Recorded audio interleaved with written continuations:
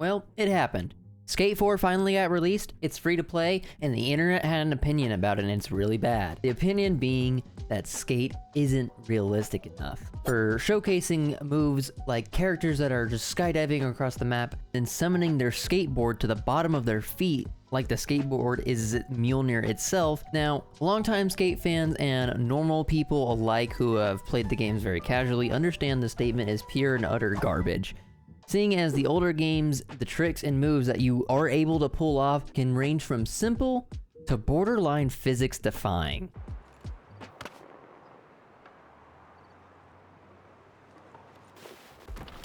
And all this was definitely ramped up to an 11.5 with a third installment seeing drops and gaps in skate parks that are just unrealistic for a skater to pull off, let alone survive the landing or, God forbid, the crashes.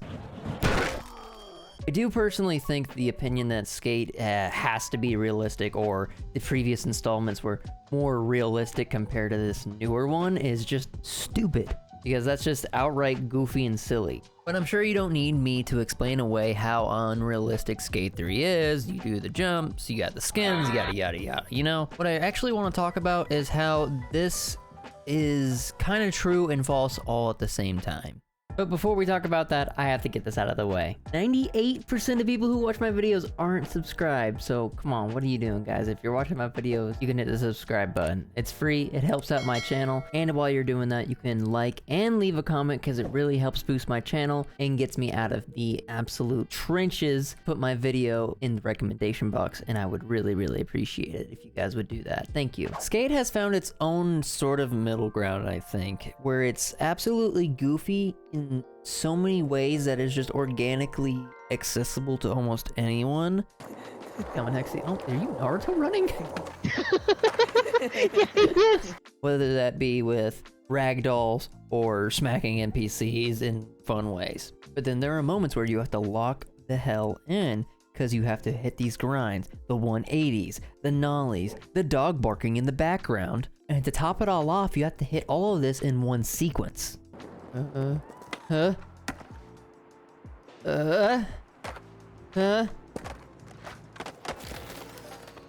fuck it. Yeah, whatever.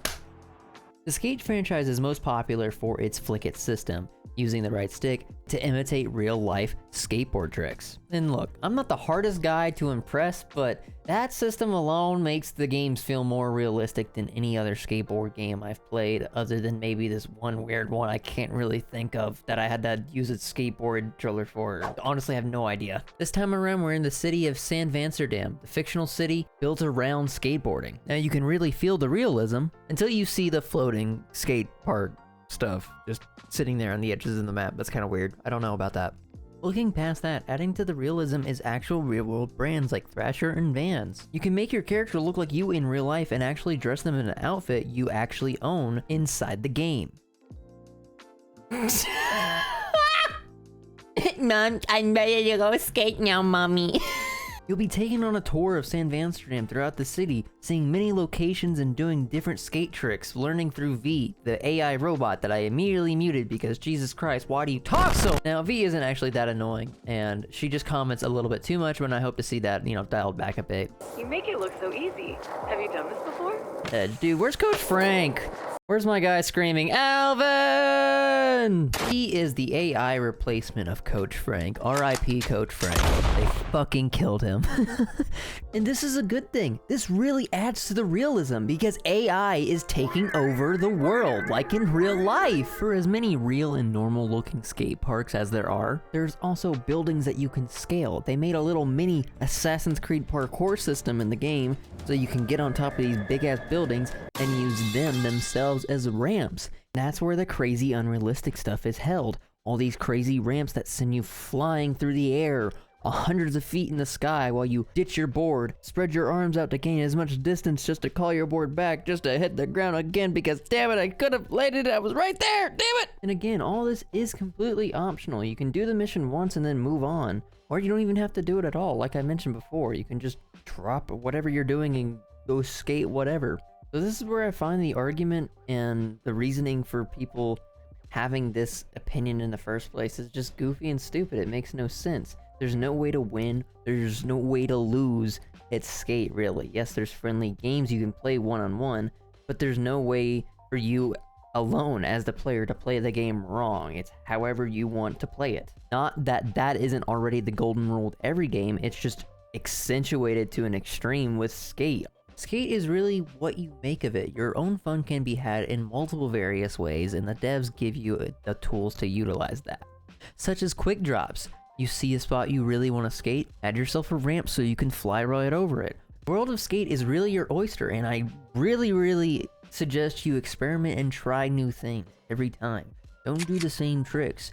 Maybe switch it up and try to use pop shove-its or laser flips that you've never really utilized that much. Although I know this playstyle isn't for everyone. Not everyone who plays Skate or picks up the game for the first time is in it just for the fun factor.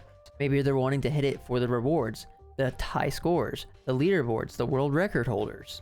Everyone has their own playstyle, but this Skate doesn't really lay into that for the ones who are in it for the rewards. But for me, that's perfect. I like making my own fun. Like, I spent a whole hour, I actually technically spent almost a whole day on this one line trying to make it as perfect as possible. And here it is, I'll play the full clip for you.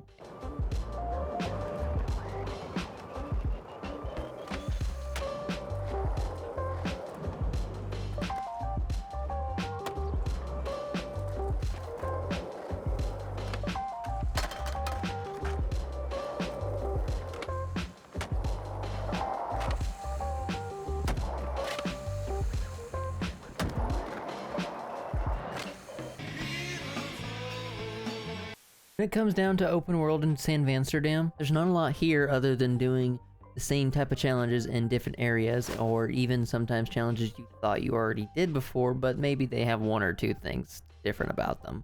I don't know how to show this on video, but I feel like I've done the same mission like one or two times. I'm not sure if I've just blacked out and forgot or something went wrong. Let me guys know if you have that same issue. Early access of Skate 4 has been an absolute blast, and I'm loving playing it right now. I've put already tons of hours into it, into the double digits, but for as much as I can glaze this game, it does have its glaring issues.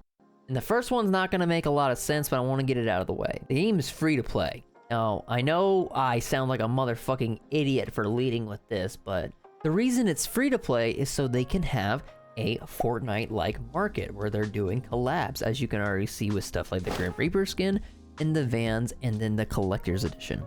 Now, this isn't bad, I get it, the free game needs to make money. However, it's an online-only game. There is no offline mode. So, this is where something like Stop Killing Games initiative is really important, because at any moment they can take this game away from us. I already feel a little cheated because there's stuff missing from the game, such as dark slides, hitching, video and photo shoot missions, playing a game of Skate with your friends. There's a lot of stuff that's just not here, and it's because they obviously had to set up the market, baby. We had to make the market, baby. The skins, the emotes. A lot of the stuff you see on the store is really shined and polished. The emotes work very well. With those emotes, you can also, launch yourself in the air. I guess they're not really that polished. But anyway, shut the fuck up. Now, all in all, I'm still enjoying all of my time with Skate. I've already put 24 hours on my PC alone and another 6 or 8 on my PlayStation playing in bed when I'm too lazy to get up. Now, I do recommend everyone play this game, because I want us to show EA that we do want more of this, and we want them to keep the game alive so they don't shut down the servers.